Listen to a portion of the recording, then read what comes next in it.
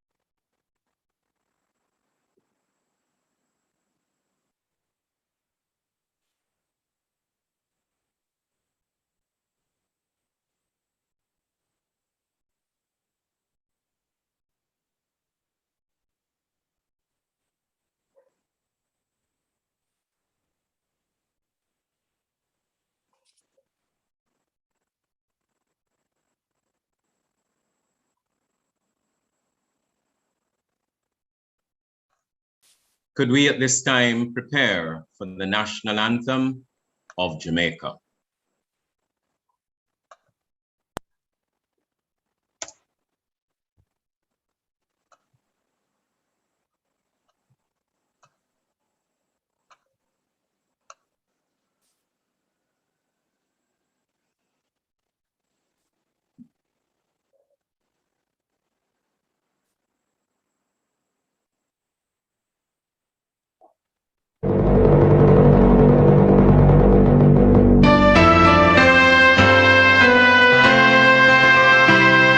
Eternal Father, bless our land. Guide us with thy mighty hand. Keep us free from evil powers.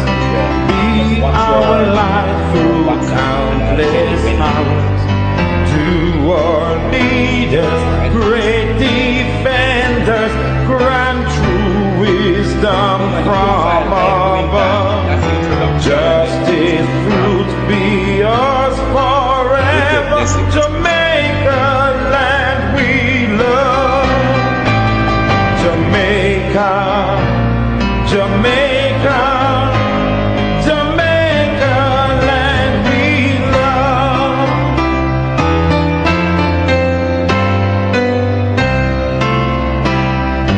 Teach us true respect for all. Response to duty's call. Strengthen us the weak to cherish. Give us visions lest we perish. Knowledge sent us, Heavenly Father, grant true wisdom from above. Justice, truth be yours forever. Jamaica, land we love. Jamaica, Jamaica, Jamaica, land we love.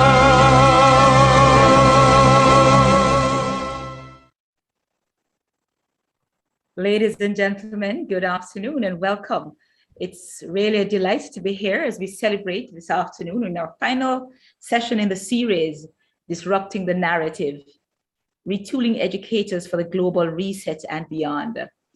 We are just on the cutting edge as we look at this. Let me make welcome our president for the Michael University College, Dr. Pinnock.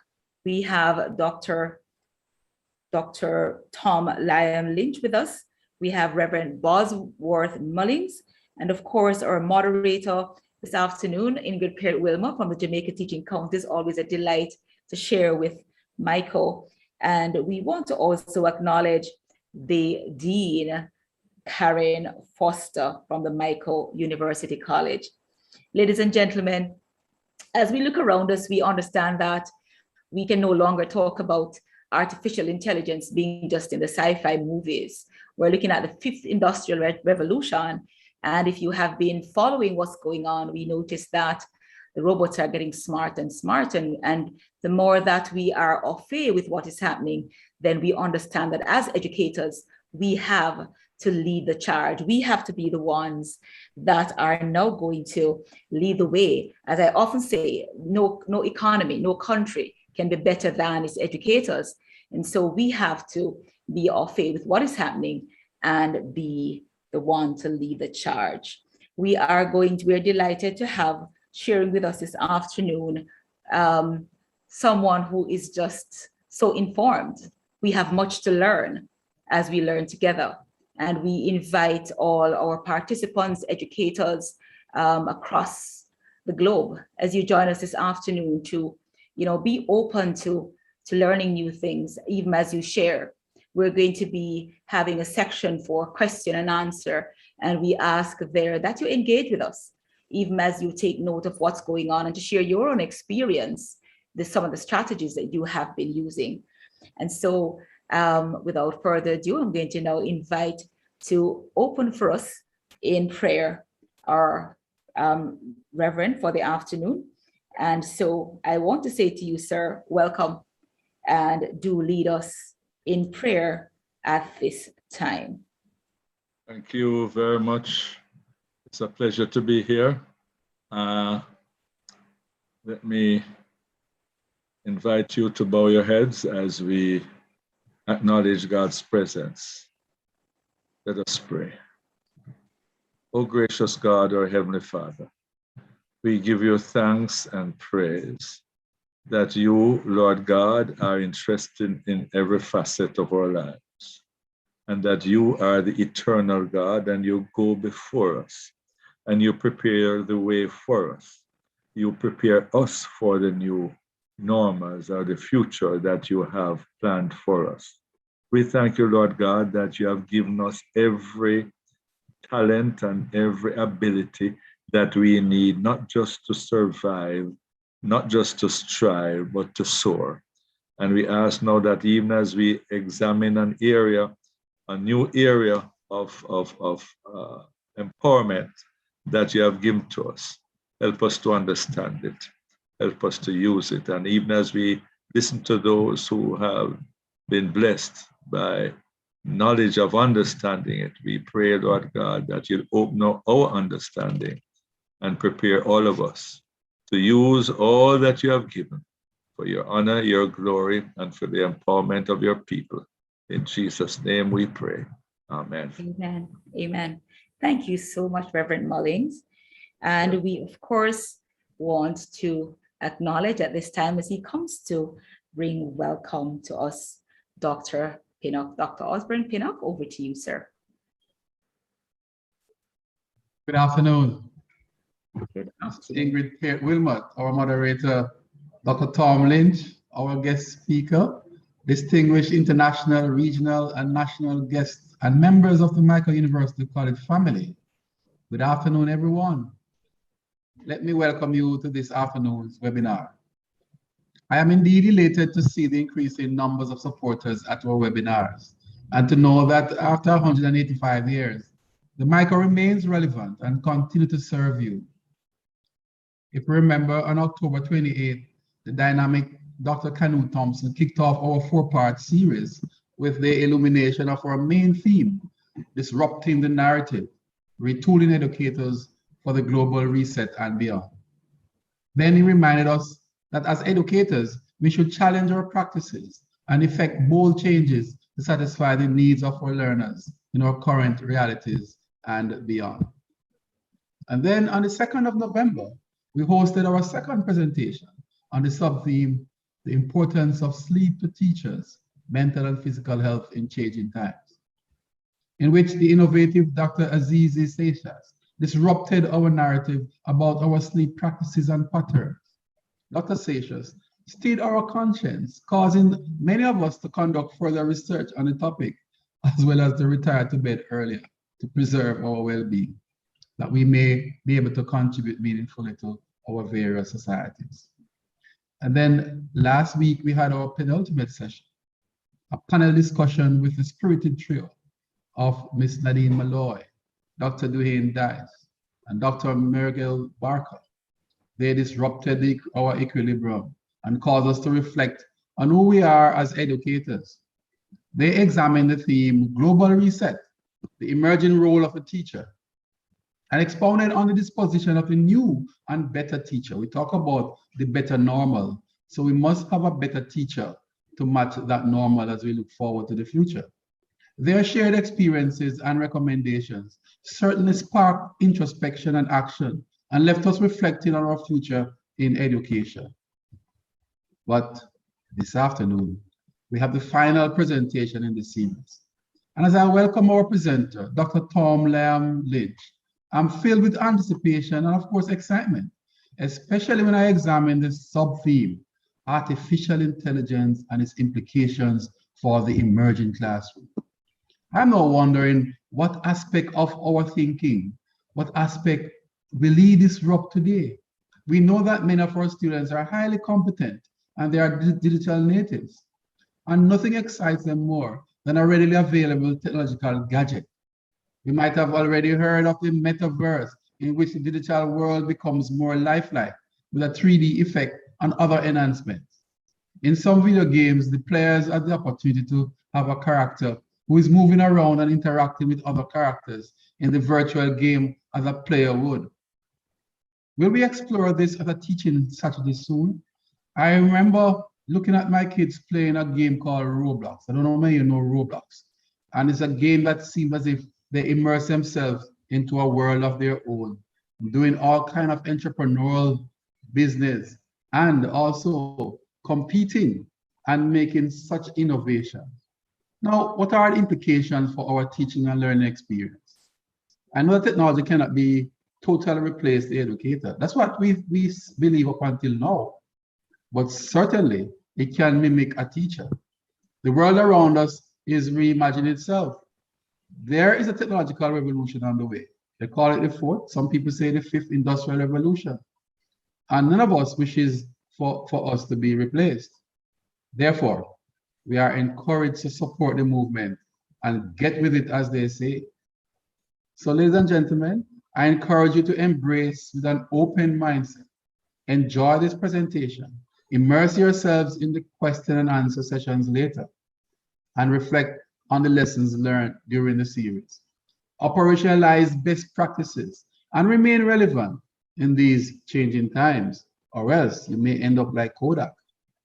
But before I close, permit me to share sincerest gratitude to all our esteemed presenters until now, all members of our audience, and my many colleagues, especially Dean Foster, Mr. Lawson, and the entire Practicum team who worked tirelessly to make this enlightening event a reality.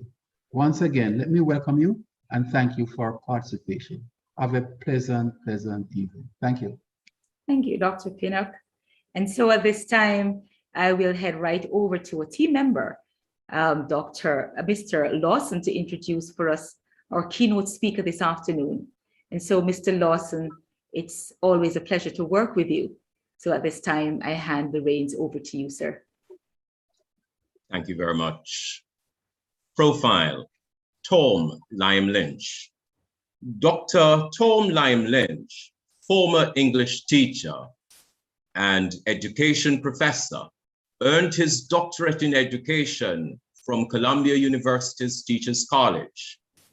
He was a He directed teams in the central offices of the New York City Department of Education, where he led the implementation of a $50 million online learning program in over 100 schools called iLearn NYC. Dr. Lynch later architected and drove the implementation of We Teach NYC, a $6.8 million digital resource repository, learning environment, and blended learning program for the city's 80,000 teachers. Dr. Lynch's research sits at the intersection of software theory and English education, where he seeks to examine the relationship between software theory, literacy, and education reform. Dozens of his publications appears in leading academic journals, including Berkeley Review of Education, Research in the Teaching of English, Journal of Adolescent and Adult Literacy, English Journal, and Changing English.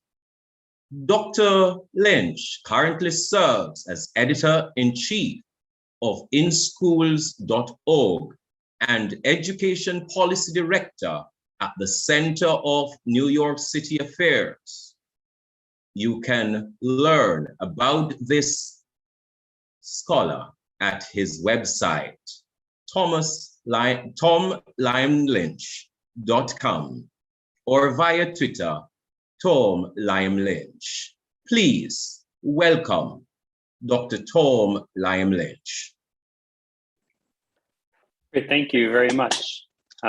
It's wonderful to be here this evening, almost evening here. I'm just going to share my screen so folks can see slides. And there we go. Let's make sure it's working. All right. And can everyone see? Yes, we're seeing All right, your cool. screen. Great. Thank you very much. Appreciate that. Welcome. All right. Hi, everyone. My name is Tom Liam Lynch, and I'm excited to be here with you this evening. The theme for the evening is around artificial intelligence and its implications for the emerging classroom. And I've prepared a number of kind of points. And I'd love to start, though, with a little more of an interactive activity. I don't know about your days. My day was pretty long, so something to wake me up a little bit. I think would be a great way to get into this. And so I'm going to ask you in just a moment, I'm going to ask you to access a link that I can share with you via the chat here in Zoom. On the next slide, there's also going to be a QR code that you could scan with your mobile phone, just opening the camera and holding the camera over it, and that will open a doc, a Google Doc that you can go right into. And once you're there, I'll explain what I'm going to ask you to do. It's pretty straightforward, and it shouldn't take more than a couple minutes. All right, let me actually grab the link, which was over here for me. There we go. Sorry, y'all. Let me grab. Okay. Almost. Okay. So I will share. If you have a phone, you can take that. You can scan that QR code right now.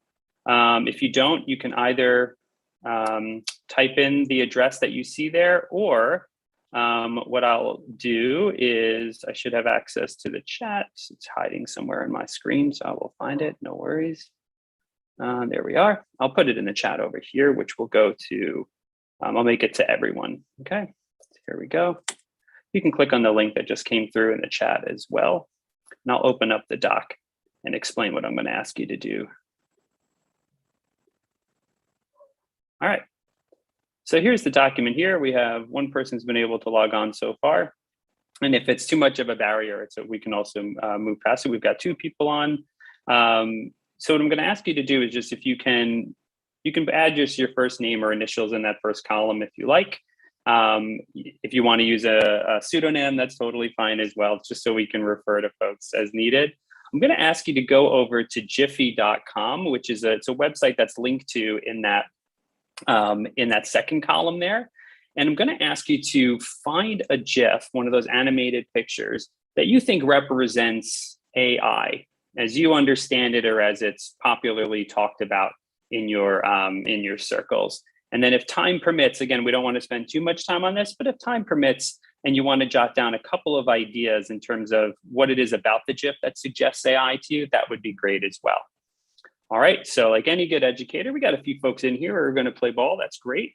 Like any good educator, I'm going to use my timer over here just to keep us moving.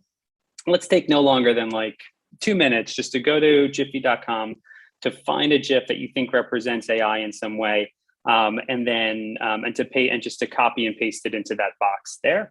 And if time permits, then to give us a little narrative as to why. All right, so I'm going to set my timer. I'll put myself on mute. If you have any questions, I'll monitor the chat. You can also post the questions in the doc as well. I can look at that. And our time starts now.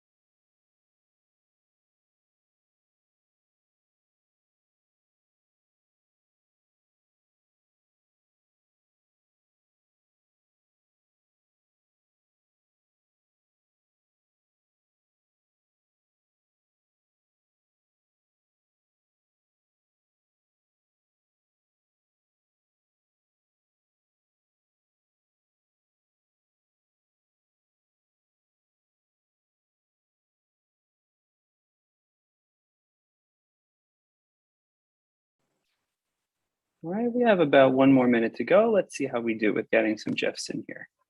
And if we need a little more time, we could take an extra minute, but folks look like they're moving along, so.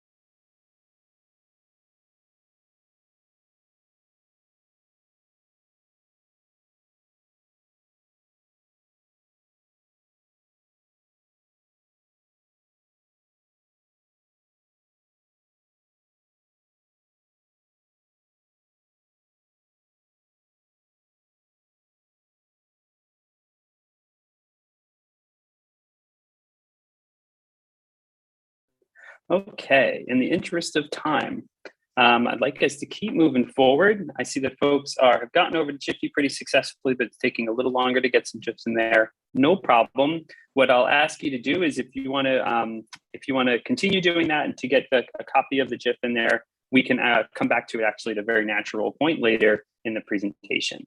Let's keep it moving too for now. So when we talk about AI, sometimes, you know, these are the kinds of images that can come to mind. This is what came to mind when I asked around a little bit. You have a lot of superhero movies, right? So you've got like the Big Hero 6, you have WALL-E, you've got the Matrix scene, you've got Short Circuit, you have, of course, Iron Man and C-3PO and R2-D2. You also have some of these more subtle kind of phenomena, like I don't want to say it, the Alexa. I'm afraid that what's going to go on in my apartment, but you've got like the Alexa technology that goes on. And there's this one scene up at the top here in the upper left from The Office where Michael and Dwight are driving and, you know, blindly following the directions of the, it's not Google Maps, but it's like one of those, you know, sorts of services. And they make a turn and it leads them right into a lake. So they have this very comical exchange around How did we end up in this lake? The machinist sent us here, that sort of thing. And that, that makes total sense in terms of like, based on the way pop culture kind of portrays the rise of, of digital technologies in our world and in our culture, like these, and I'm sure others like them. Again, we'll come back to that opening activity a little later. These are the kinds of ideas that might come to mind. We also have formal definitions we can work with. So let's do that as well. So the Oxford English Dictionary defines AI as the capacity of computers or other machines to exhibit or simulate intelligent behavior, the field of study concerned with this. If we turn to another fairly authoritative source on the matter, IBM, the company behind Watson, IBM writes the following about artificial intelligence. At its simplest form, artificial intelligence is a field which combines computer science and robust data sets to enable problem solving. It also encompasses subfields of machine learning and deep learning, which are frequently mentioned in conjunction with artificial intelligence. These disciplines are comprised of AI algorithms, which seek to create expert systems, which make predictions or classifications based on input data. So we have these two definitions. If you noticed, I highlighted in both the Oxford English Dictionary definition, I highlighted this idea of capacity of computers or other machines to exhibit or simulate intelligent behavior. And over here, I highlighted this passage around AI algorithms, which seek to create expert systems. And the reason I highlighted those, I think will become clear in just a few moments. So before we move on, let's just sort of summarize and review a little bit of where we are with AI. So what we've seen is that AI is defined in very specific ways, kind of technically, both dictionary definition and technical definition. It's this idea that there are large data sets often are involved that computers are programmed to engage with in very, very sophisticated ways. And the effect that we see in the world are these kinds of like problem-solving moments, right? So it's the idea, it's the automated car or the autonomous car that can drive and make calculations at the speed of electricity in terms of using sensors and mapping technology, like is there a line on the road or not? Am I going the right direction or not? That sort of thing. It's also it appears in lots of other ways in pop culture. But I think one of the things that I really want to emphasize here as we move forward is I want to point out the metaphoric nature of the way we talk about AI. So what you saw in the definitions was this almost personification, or even better, the anthropomorphism that accompanies AI technology. What do I mean by that? I mean that the way that it's defined and described and talked about, it's the algorithm decides ... right? Or the AI technology, solves problems it's presented with, etc. There is actually like, it's not a person per se, right? Like an algorithm isn't a person per se. Though, as we'll see in just a little bit, there's actually a lot to work with there in terms of what we can learn. Okay, so let's keep going. And what I'd love to talk about now is a little, just building on that last point, is like, what is AI really? And again, with those definitions that we saw, did you notice how, and if you listen for it in pop culture, the way we talk about it, I just listened to a podcast from the Wall Street Journal the other day, like the way we talk about AI is we personify what it is, right? That the algorithms decide, or the computer determines blah, blah, blah, blah. But in reality, when we say those things, when we say that it's the algorithm or it's software determines or whatever it might be, that it's actually inaccurate, and it's problematically inaccurate, especially in education, for the very topic we're talking about today. Because when we talk about any of these things, whether it's software, big data, computer code, algorithms, applications like software applications, of course, AI itself, machine learning, you could run down a whole list. Anytime we talk about these things, what we are actually talking about are languages. we're talking about human beings, usually teams of human beings, who might or might not be aware of what each other are doing, writing in multiple kinds of languages in order to create software, in order to create an algorithm, in order to create an application. When I say languages too, I mean alphanumeric. So there's a mathematical language component to it, and there's more of a traditional linguistic and alphabetic component to it, but it's all languages. And it's really important to acknowledge that, because when we talk about, the software determines what the student should learn. No, the software doesn't actually. That's inaccurate to say that. The software doesn't determine. The software doesn't choose per se in the way we're implying. What's actually happening is human beings wrote the software in order to perform this way. Human beings wrote this algorithm a very specific way, and like all great writing, could have been written otherwise, but wasn't. Human beings wrote this a certain way, and the behavior we see computationally is ...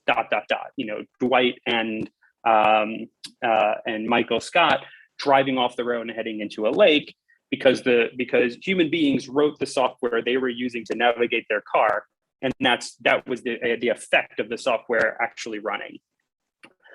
So I want to.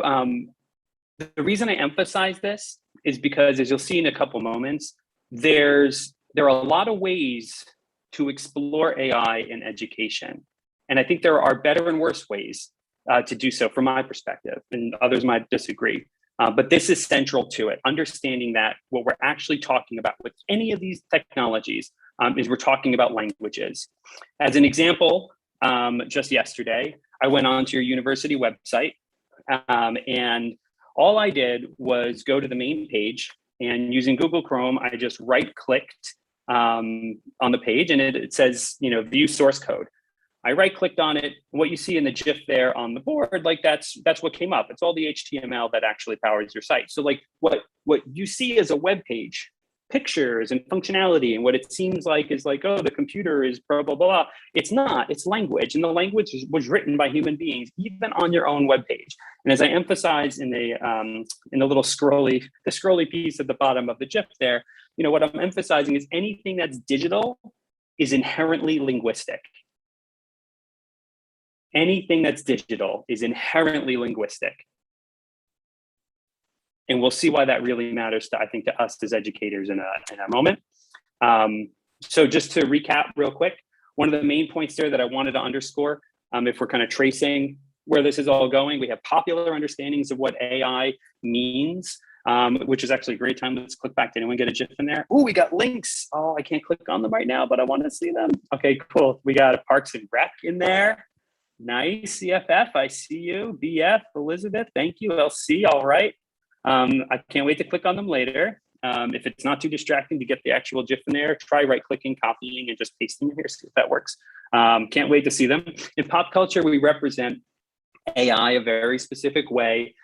Even when we look at definitions, it tends to anthropomorphize digital technologies as if the computer, the machine is deciding things. But when we use that kind of language, when we use what is metaphoric language to describe the execution of code and the functionality of machines, when we use that kind of language, what we are doing is we are removing responsibility of the human beings behind the scenes who are creating the software, creating the applications, creating the AI. We're ignoring that they exist.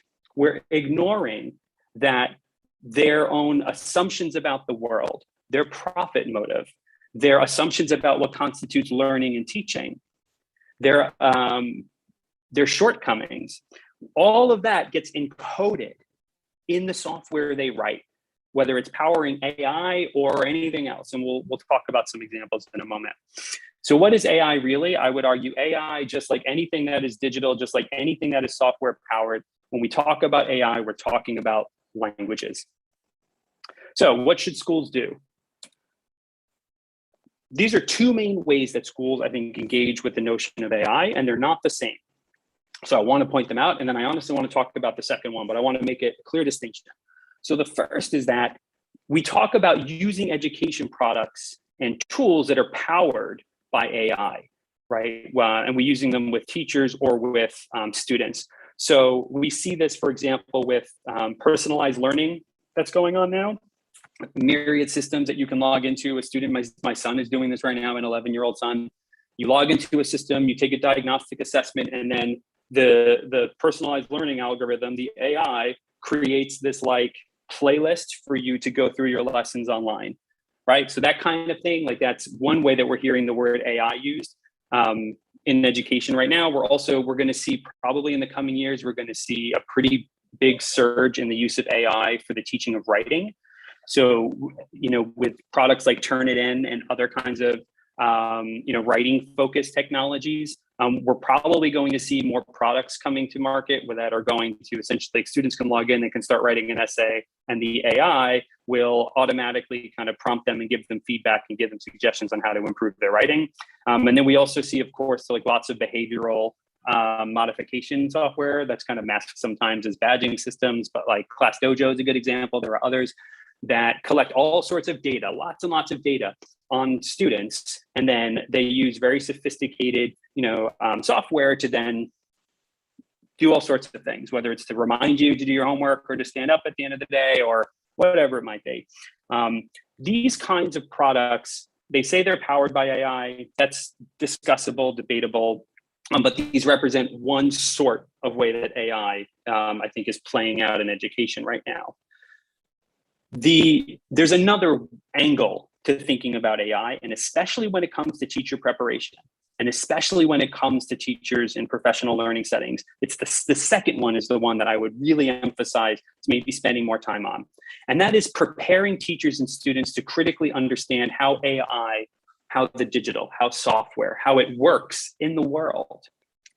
That's something I think that we can make a lot of headway with really quickly. And it's essential. Why is it essential? It's essential in part because, remember, all of these fancy AI products that are coming to market and are being hawked at schools and things like that and universities, all of these big products were created by human beings.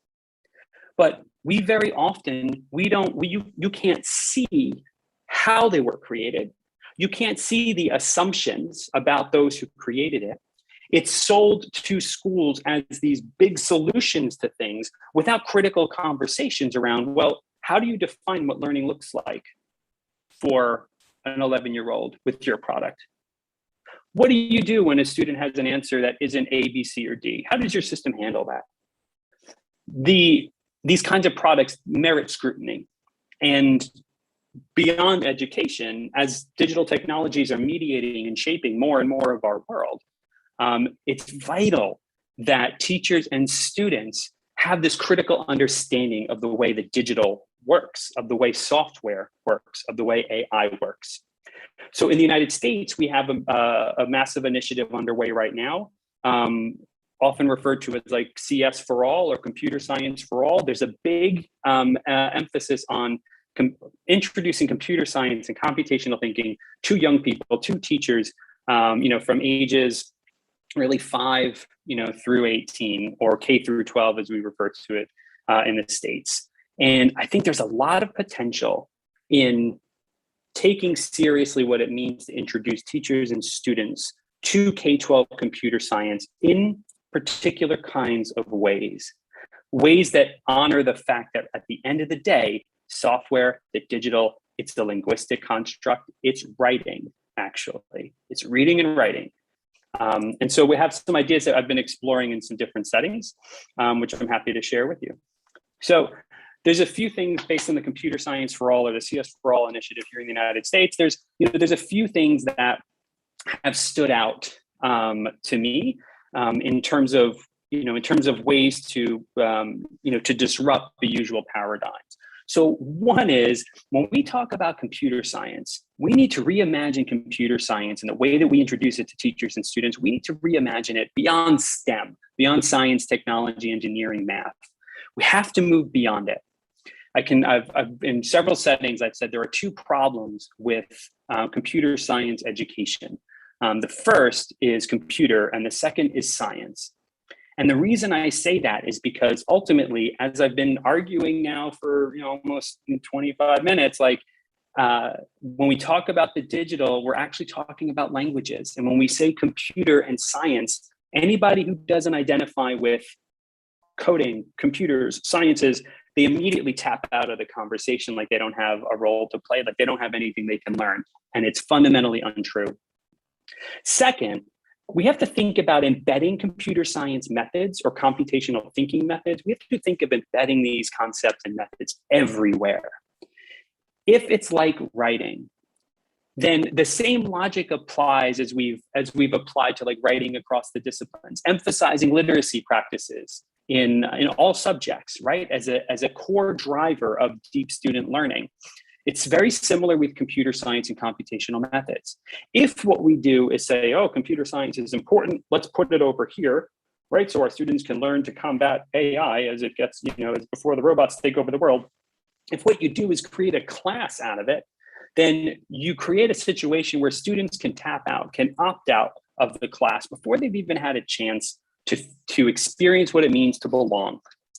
And so rather than thinking about situating computer science somewhere in the curriculum, and this is for teacher education as much as it is for our schools with our students, we have to think about what it means to embed computer science everywhere, and to do so in a way that really honors the complexity of learning and teaching in the disciplines. And three, I think of those disciplines, we especially have to talk about the humanities, and I'll show you why. All right, so let's keep it moving. I'm just looking at the clock. So rather than review, I'll keep going. I said the humanities. Why the humanities is a good question. There's a few reasons I want to emphasize here. Not all students, again, identify with science, technology, engineering, and math is one. So, you have students who at a very young age just don't feel like they're math students or they're technology students. But when it comes to the digital and it comes to understanding critically what AI is and what software is, like that is a problem for everyone, and it's based in language. Number two, the humanities centers criticality, creativity, and ethics. And I think as we're seeing, as these kinds of digital technologies are used to influence the media and politics, as these kinds of technologies are used by governments to hack into other systems, as we see the ethical complexities and the moral complexities, the legal complexities that are emerging from AI and other kinds of sophisticated uses of software globally, it seems to me vital that we center humanistic inquiry at the center of it.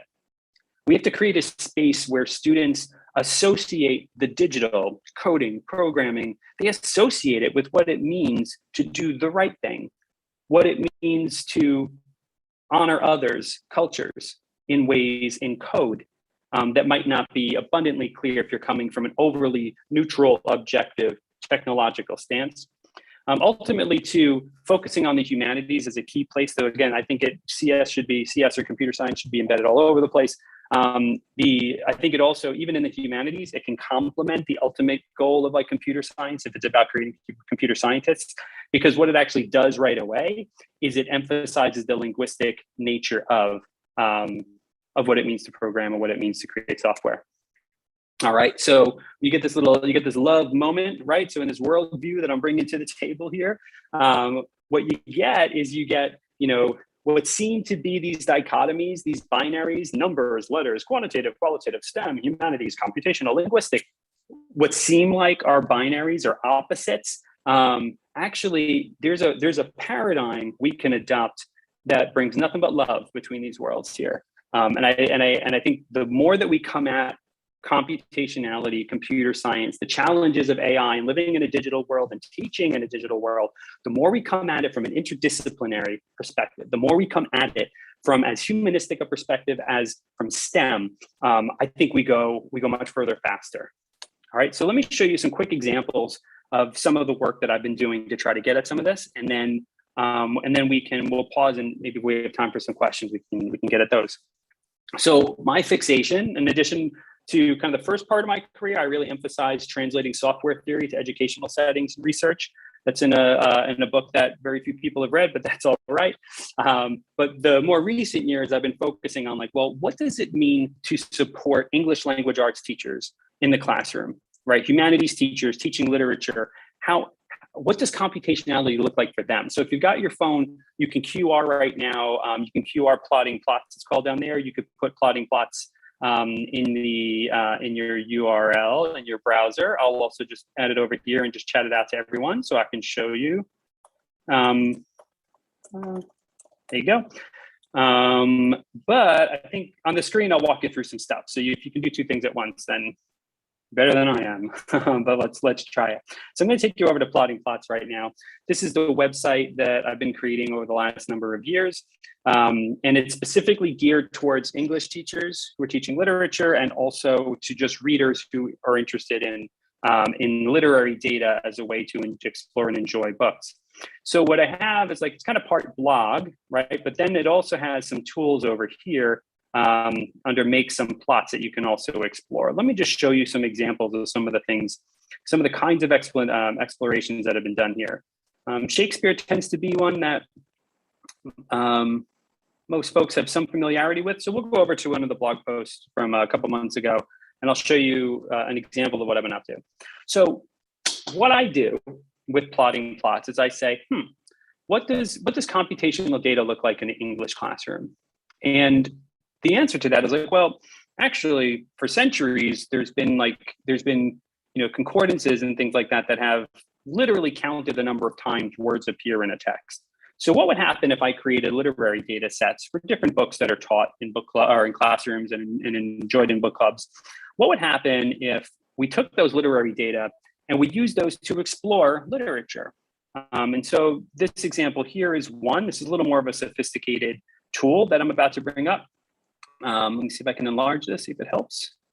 All right, so what we have here is a scatter plot. And what I did with this tool is I said, well, look, if we have every word in Romeo and Juliet, let me use a very simple formula to calculate the correlation coefficient for every word in the text and to see how strongly does each word in the text relate with the word Juliet and how strongly does each word in the text relate with the word Romeo. And when I plot that on a scatter plot like this, it allows me, it's interactive, so it allows me to roll over and to see like, oh, that's interesting. Like the word worms is actually correlated pretty strongly with both of the characters. I can see up here the word tedious is also correlated very strongly with both characters. I wonder why that is. In these cases, what's most important to understand is it is not actually about stopping with this kind of analysis. The whole point of using these kinds of data are to find new ways to go back into the text and to have the kinds of humanistic conversations that we would have anyway about a book.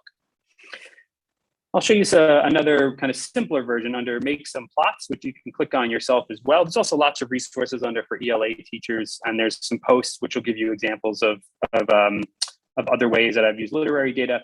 What I have here on the plots page is I've got about 3 dozen books probably that are pretty often taught in schools or that I'm reading for my own pleasure. We can use one, let's see. We can use Great Gatsby, sure. Okay, so we have the Great Gatsby that I'm pulling up here. And on the Plotting Plots page, what you'll see is there is this very simple tool that students can use in order to explore explore literature using literary data. So in this case, we can put a couple names in here. We have Gatsby. We can look up the name Tom Buchanan, who you might recall from the book if you've read it and you remember it. We also have Daisy. This is kind of like the central love triangle in Great Gatsby. So what you'll see is along the y-axis, we have frequency of words. How frequently, literally how frequently is the word Gatsby or Tom or Daisy used? And then along the x-axis, we have the chapters 1 through 9.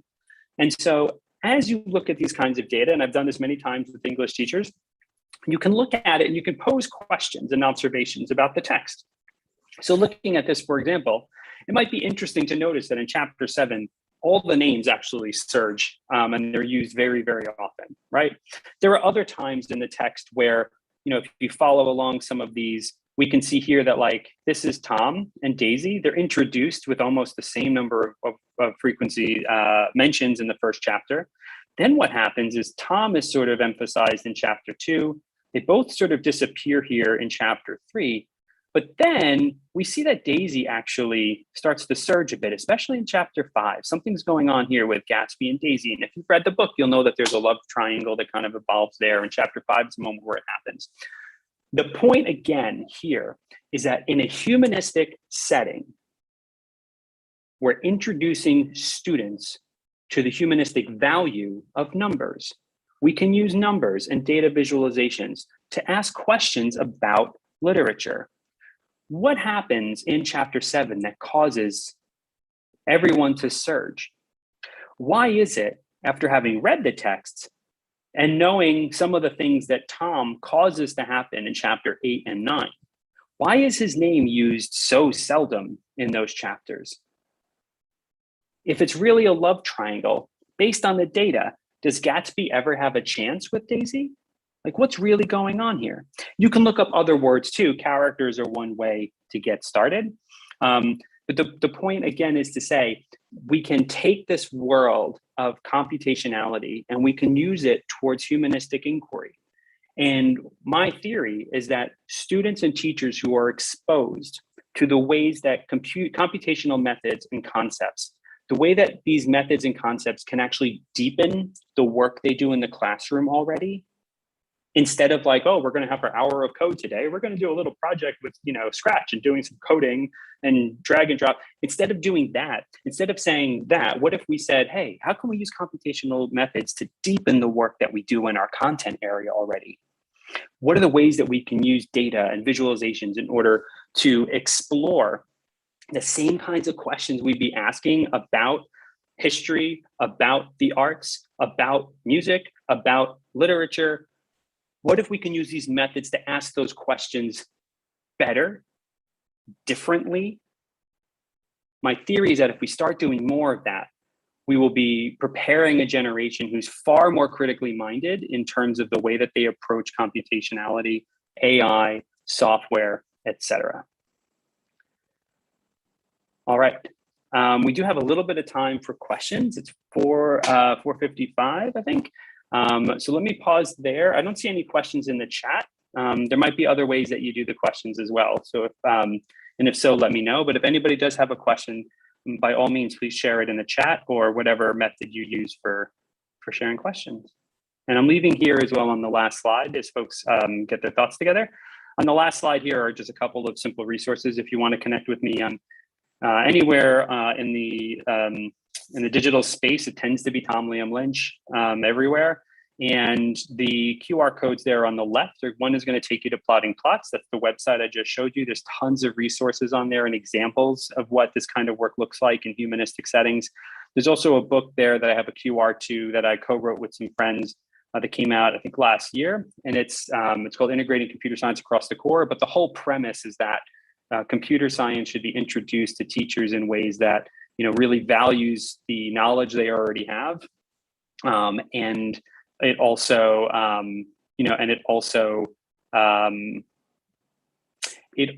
it's not about the computer science. Actually, it's about computationality and honoring the fact that computationality is already a human thing, and so we actually know way more than we think. And the tone of the book is really very, very accessible, and it's very, I personally think it's very smart. We have a question from David. Thanks so much, David, for the question. He's asking, how much time does plotting like that take? If it's about just like doing it with students in the class, you can do an exercise in like 10 minutes if you wanted to, depending on whether you wanted them to search for stuff or if you wanted to kind of search yourself and have kind of present them with the final line chart and then have them discuss it. The other things that you can do though, like if it's about me preparing it, it takes probably, an hour from kind of beginning to end to go through the process of creating the literary data sets. And I do think ultimately, if there's enough adoption of this kind of work, I think that students would be quite capable of creating their own literary data sets, and doing some more of the direct programming. But I don't at all encourage anyone to start with that. I think you really have to start first and foremost with embedding it into existing practices. That's my stance. Albert has a question as well. Go for it, Albert. Okay, great. Liam, well, I am sort of took on to your name because it's Irish, isn't it? It is Tom Liam Lynch. It's very Irish. My dad's from Ireland. Yep. Okay, so do you drink Guinness? I will have a Guinness in about an hour after this is over. Okay, great. I like Guinness myself, but the question I was raising though, Yeah. you started as an English teacher, Mhm. and you've moved into a realm that is quite distant. You put a slide up that you showed the opposites, qualitative, quantitative, etc. Now, for me and my colleagues, I believe one of the things that we want to get an understanding of, we all agree that every knowledge space has, you know, the jargon and the language and so on. And so one of the ways to transition from one year to the next is to always understand the language. But we would all like to understand, certainly, how you made this, let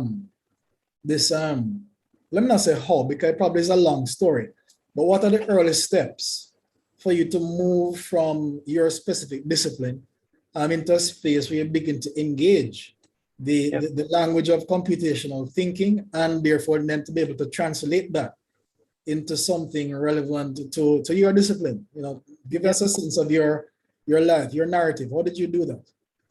Look, thank you so much for that question. That's much appreciated. So what can be very helpful in this work is to adopt a framework around computer science. K-12, we say K-12 computer science. I don't remember in Jamaica if you say K-12 or how you refer to the 5 to 18-year-olds. But we have a bunch of standard sets in the United States that are useful for specifically for adopting computer science with school age children. And most of those standard sets have kind of conceptual categories that are very, very useful. And in fact, so with the book that I mentioned, the Integrating Computer Science Across the Core, in that book, we took New York City, created its own, they call it the blueprint for computer science. And I think it's actually one of the best out there. There are other good ones, but what most of those standard sets do is they're trying to like advocate for computer science as its own discipline in a school, right? And there's value in that.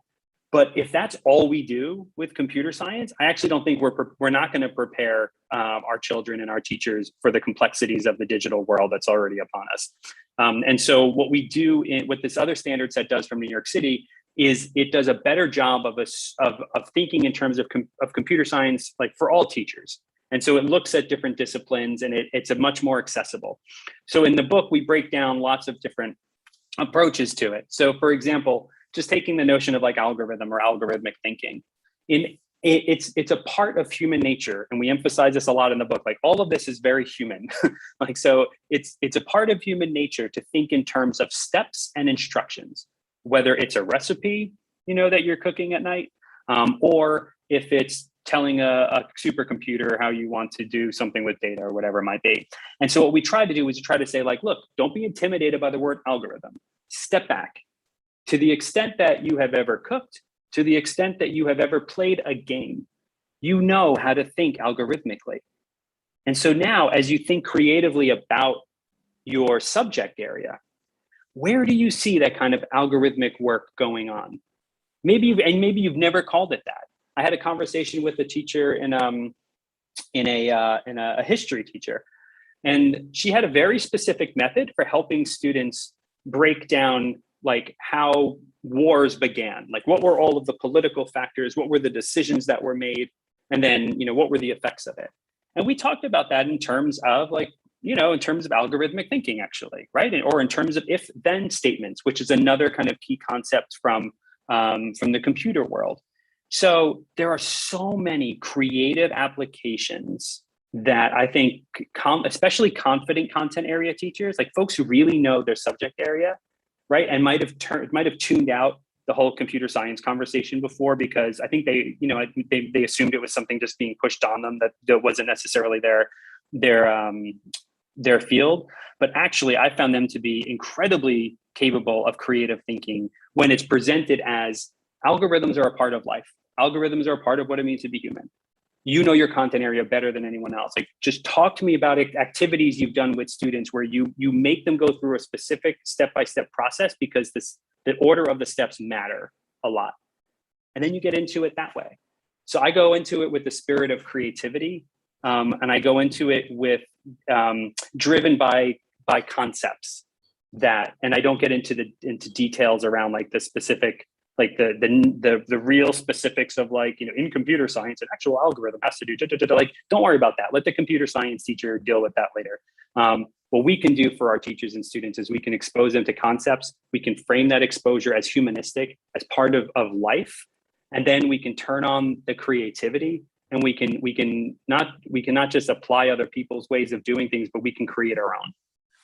Well, that's simple and straightforward enough. What I'm going to ask you to do for us, though, maybe through the link or through Mr. Lawson, just send me a link through to some of the resources that you think might be helpful for us as we begin to conceptualize this. The reality is that, as you have presented it, I mean, it is infused in all of what you have said. But I don't know if it is standing out to everybody. The new language of life is computational thinking.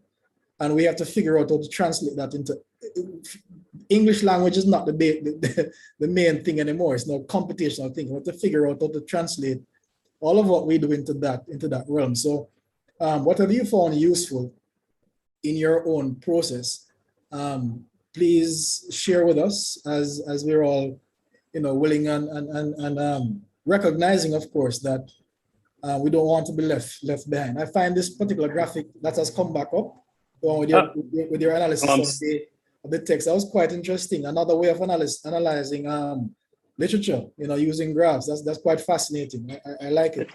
That's right. Thank you for that. And I sent a link in the chat that it says it's an English teacher's guide to plotting plots, but it's actually just become my resource page where I've been keeping track of lots of stuff. So that might be a really great place to start. I think if you're also thinking in terms of teacher preparation, there's a lot of really interesting work that can be done with data. For example, like there's a lot of, whether it's achievement data, test scores, things like that, that are becoming more and more interesting, or more prevalent.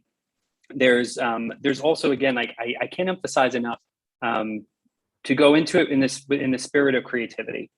And in the spirit of, like, I know more than I think I do about this, you know, and it was in that spirit. For example, there's another project on the website where we literally it was a robotics project.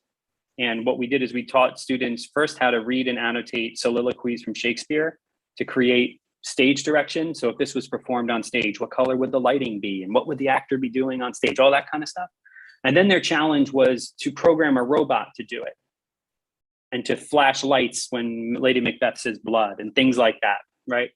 And that was very fun and all sorts of things and whatnot. But the real learning happened at the end of it, when we said, okay, you've done a deep dive into humanistic language of Shakespeare, right?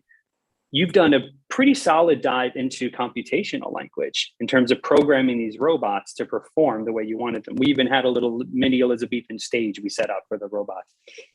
But now, what have you learned about the relationship between human language and computational language? What's similar about those two?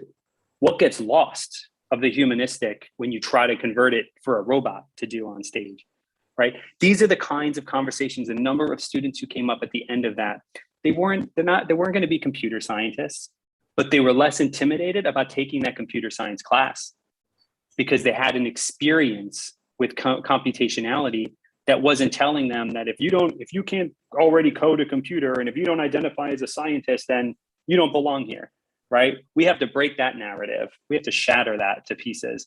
And I think, again, going into with the spirit of creativity and computationality and language, I think that's one of the ways to do it. You sound like a good teacher. I would love to be in contact with you afterwards. Thank you very much. Thank you. I appreciate it. Okay, thank you. And thanks for those questions. Right. So, you know, it's while I'm here thinking, I think of starting out as STEM, then we went to STEAM, and we are at STREAM. And so, you know, we normally would say that every teacher is a teacher of math and English. But, you know, we have to add to that now, as we've been doing to STEM. Every teacher is a teacher of math, English, and computer science. And when you have an appreciation of where we are, where we're going. And that is not something to fear, but it's something to embrace based on how we look at it, because it's all about how we look at it and how open we are to learning. Thank you so much. At this time, we want to invite other persons to share with us. What questions do you have? What have you observed that you want to share with Dr. Lynch at this time? Let's hear from you. I would love to be, somebody else wants to be in your class, Dr. Lynch. I think that you need to just have a class and invite all of us so we can learn. Right. So questions that you want to pose at this time, you can just raise your hand or post in the chat. What comments, what have you been doing that you might not have even deliberately, put together to say, I'm actually teaching the students to appreciate computer science? Share with us. So we're going to just, okay, Neville's hand is raised. Go ahead, Neville. You can unmute and share with us.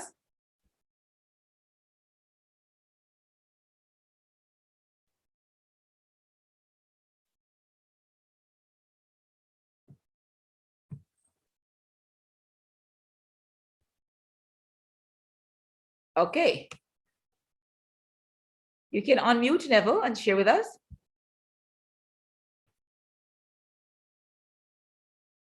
Neville, you're prompted to unmute. All right. So until Neville has opened his mic and is ready to share, is there anyone else? Just to point out that if you have attended 2 sessions or more and you complete the evaluation form at the end, oh, Neville, you're ready to speak with us. Good. You're going to, right. Mr. Lawson will be putting the link in the chat. Do complete it. And of course, 2 or more means that you can be certified. You will be certified. So ensure that you complete the link in the chat as it's posted. Go ahead, Neville, share with us. Can you hear me now? Yes, I'm hearing you. Okay, excellent. Sorry, I'm dialing in from my phone, so it doesn't have all the same, I guess, layout as the computer. Not a problem. Welcome. My question is a very interesting topic, and I have a 4-year-old, and I'm trying to understand better now with the exposure of this information, how I, as a parent, can, open up the aperture to this world, being that this is going to be the reality that he's going to be dealing with. Where do I begin? Or where can I begin? Yeah, that's a great question, Neville. Thank you for that. How old did you say? 4? 4. Yeah. So there's a lot of different angles into that question. So maybe we'll break them down a little bit. So, one has to do with, just what it means to kind of monitor and oversee screen time, like just generally, right? Because the devices, whether it's mobile phones or iPads or tablets, like they're super effective at kind of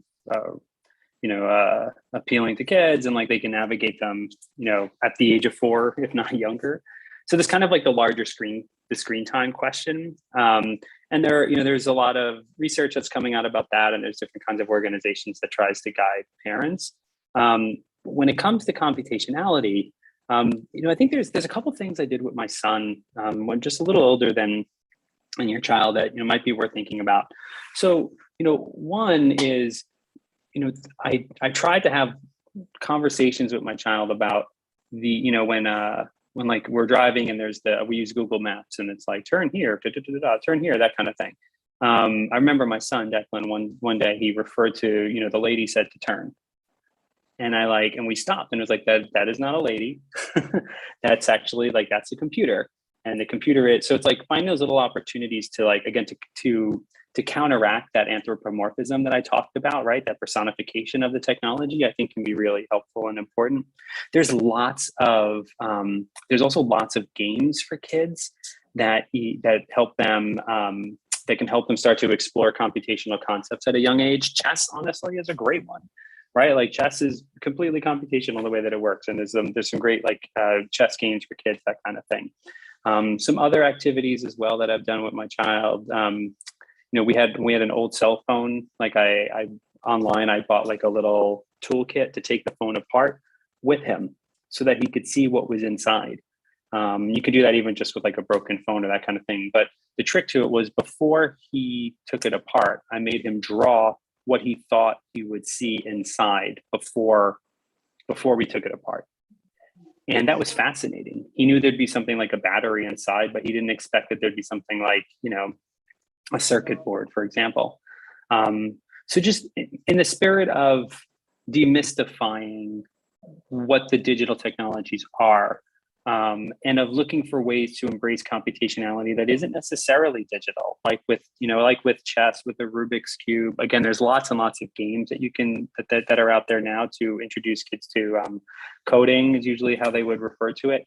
I think those are some great resources. The other one, when your child gets a little older, or you could explore it with your child even now, the MIT has a program called Scratch that's free to use. And it's a drag and drop based computer language that is wonderful for introducing kids like directly to some of the concepts in programming. And so, there's a Scratch Junior too. I think there's even an app for iPad as well. But regardless of what app you find or what game you find or whatever it might be, I think if there's one thing I would come back to, it's this idea that the magic that seems to occur with these technologies isn't magic. It's actually the result of computational languages. It's the result of teams of people and companies creating phenomenal technologies, right? And is of a certain size. I think coming back to that over and over again, I think is, for me, was very important. Well, thank you for that. You're welcome. And thank you, Neville, for participating. Do we have any more questions? And let me look in the chat to see if we have our link being shared. Remember, you want to ensure that you complete that in order for you okay, good. So the link is in the chat for persons who would have attended another session, because if you've attended 2 or more, then you'll get your certificate. 2 hands are raised. I think they have so many questions for you, Dr. Lynch. You might just have to move to Jamaica, or I don't know, virtually. You see, lots can happen now. Okay. All right, so I see some hands raised. I'm no longer seeing the hands. I suppose they don't want to talk to us anymore. All right, but if you do want to talk with us, just raise your hand and we will acknowledge you. All right, if we don't have any more, then what we're going to do is hand over now to Dean Karen Foster. Over to you.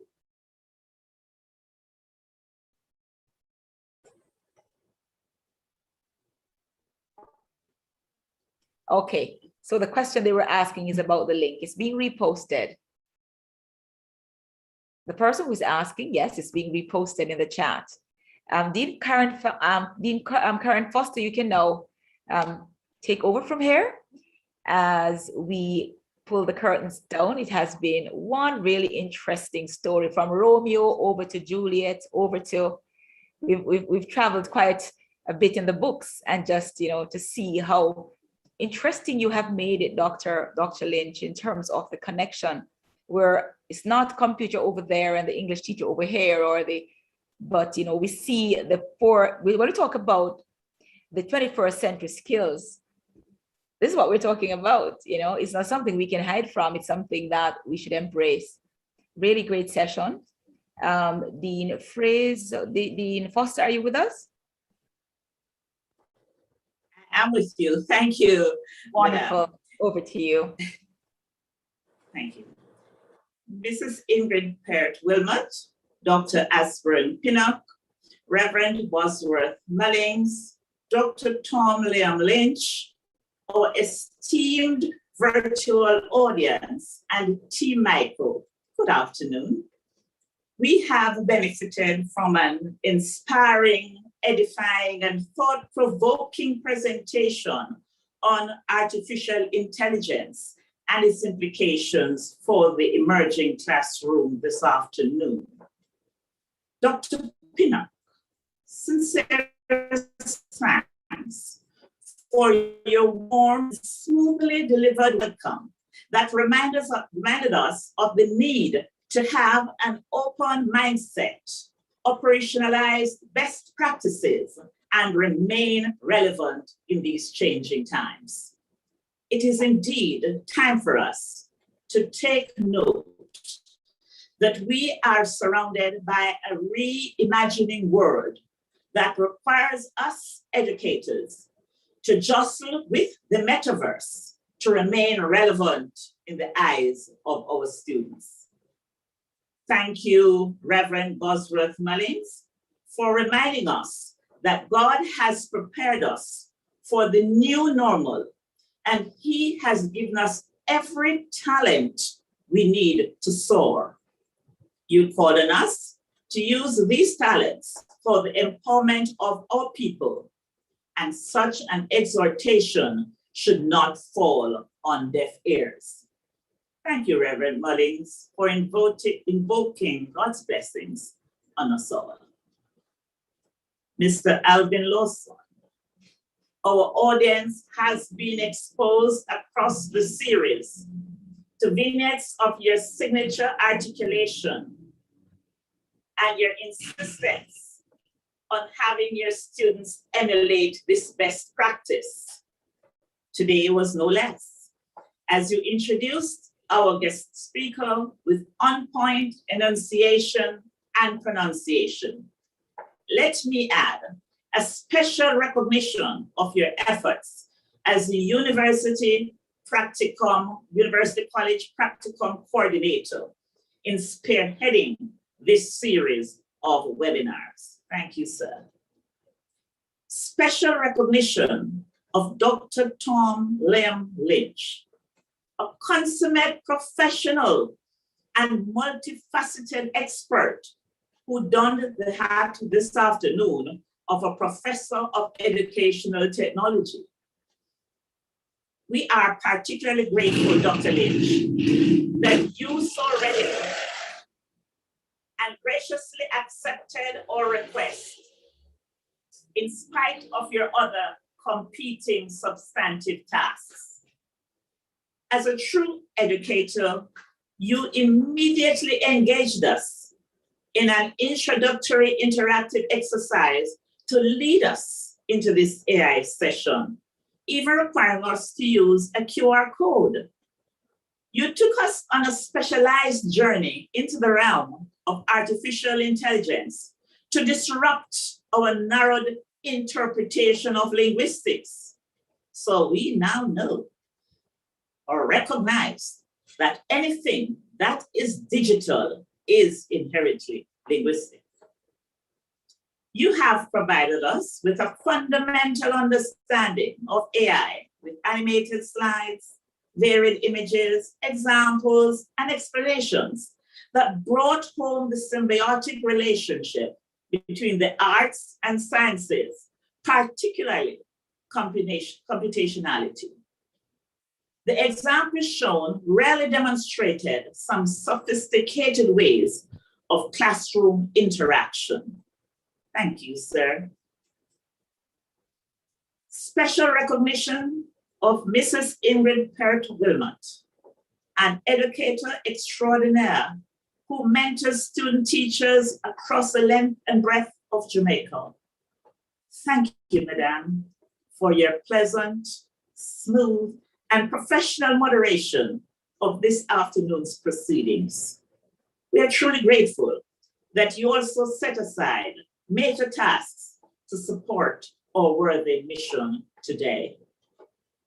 Sincerest thanks to numerous other stakeholders who have played key serving roles. Our external stakeholders who gave us access to their network and have pledged their continued support. Mrs. Venice Leon, our Director of Online Learning, who made it possible for us all to be together virtually. Our internal stakeholders who provided assistance and supported our initiatives. The entire exercise would have been an effort in futility without you, our audience from home and across the diaspora. You had options, but you made vMicro your choice this afternoon. On behalf of the Micro University College, I extend heartiest thanks for your interest, patience, loyalty, your participation, and your expressions of gratitude. We have noted the requests over time to gain more exposure to some of the contents that we have shared in the series, and we aim to deliver at a later date. We are all closer to an understanding of AI and its place in education. The question that should be swirling in our minds now is, how will I retool and ready myself for the inevitable reset of my classroom space? Remember that next Thursday at 3 p.m., you will get a bonus. We'll have a legal luminary to present on law and education. Please invite all your educator friends when you get the invitation. Thanks again to you all. Keep safe, and may God bless every one of you abundantly.